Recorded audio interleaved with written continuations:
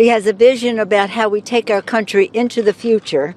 As I say to him all the time, Peter, our hopes are riding on you, because he knows the territory and he knows the issues. But the bottom line here is we're going to see whether we can reach some consensus on a compromise. And moving forward, we're going to talk a lot about infrastructure today. Everybody, some Republican lawmakers in the Senate are looking into ending the $300 weekly unemployment benefit. But President Biden is considering an increase in the weekly unemployment boost. Democratic lawmakers are aiming to pass the next stimulus bill in August.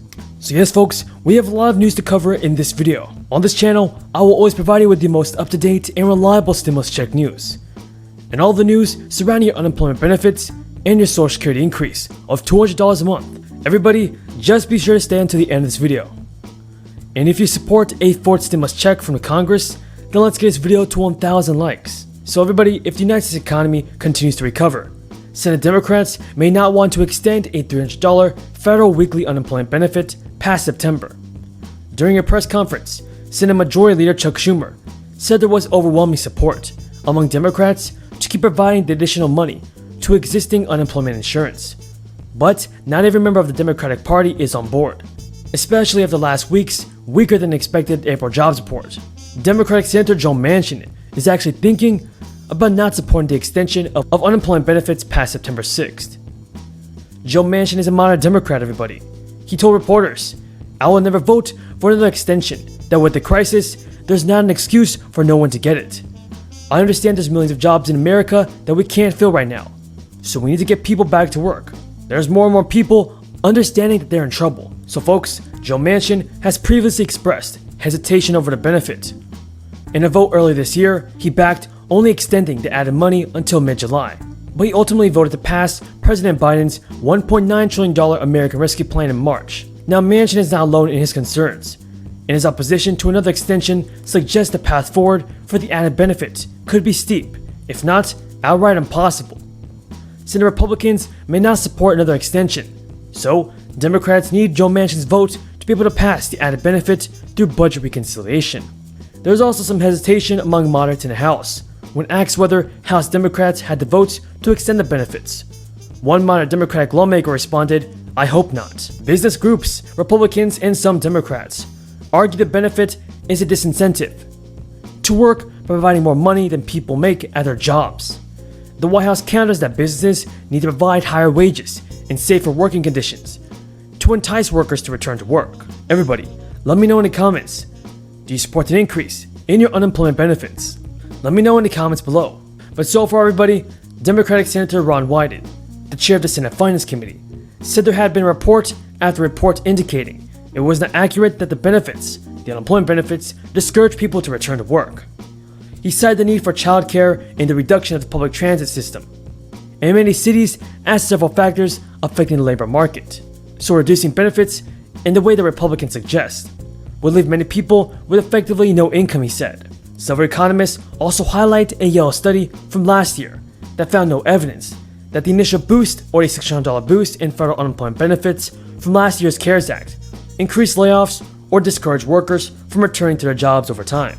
So in interviews Tuesday, several Senate Democrats said they were taking a wait-and-see strategy on the issue, adding that they would need to assess the economic situation this summer, and noting potential regional differences. Senator Angus King noted that Congress should take a conditions-based, not calendar-based, approach to extending the unemployment benefits.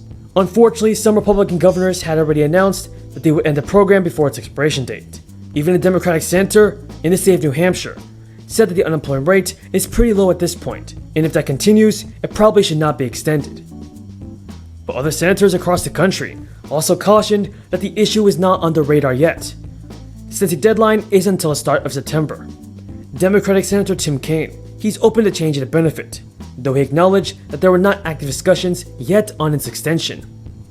Kaine said Congress aid had been generous during a tough time for Americans, but it doesn't mean that now that we're nearly hopefully to the end of this crisis. But folks, we know this, many Americans are eager for a fourth stimulus check.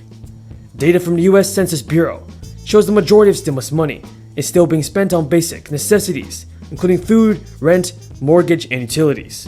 And though some people have been using the cash to invest, others have bought non-essential but necessary goods like clothing and affordable life insurance. Demand for more relief checks have soared. The government has already spent approximately $5.3 trillion on support for individuals and businesses all over the country. And now Biden is focused on trying to get the $4 trillion in spending passed by Congress for infrastructure projects and a families plan that, among other things, would extend the upcoming monthly payments to parents under an expansion of the child tax credit. I know this, everybody. It would be amazing if President Biden added a fourth stimulus check and a $200 increase in his Social Security benefits into his next infrastructure package soon. Lawmakers will likely pass infrastructure package through the budget reconciliation process before the August recess, so it is possible that we will see a fourth stimulus payment in September. If any of you folks have any questions about this video, then leave them in the comments below. I think it's very clear to see why we are so blessed to have Peter DeFazio as the chair of the Transportation Infrastructure Committee. He has decades of experience and knowledge on the subject. He has a vision about how we take our country into the future. As I say to him all the time, Peter, our hopes are riding on you because he knows the territory and he knows the issues. And the fact that we are highlighting the mayors who are here, previous mayors who are now members of Congress, Congressman Stanton of Phoenix, Arizona, and where's our other mayor? Mayor Albio Cirrus of New Jersey. And then we have three guest mayors who are here, Mayor Stoney, Mayor Lucas, and from California, Mayor Garcetti, who instituted one of the biggest infrastructure initiatives on the ballot successfully. But the other mayors have their own experience. And I'm honored also to be here with our colleague who's the chair of the Transportation and Transit Committee, Congresswoman Eleanor Holmes Norton, representative of the soon-to-be state of Washington, D.C. Let me just say this. My colleagues who are mayors are probably tired of hearing me say this, but I grew up in the mayor's house when I was in first grade. My father was mayor when I went away to college.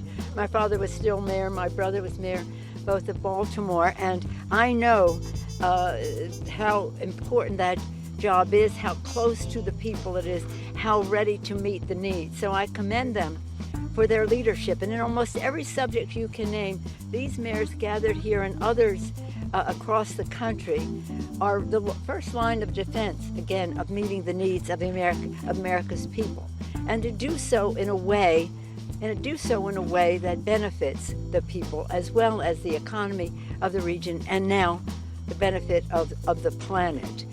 Mayors are, again, they're the buffer. There's nothing between them and their constituents. They must deliver. And so the fact that they have made this a priority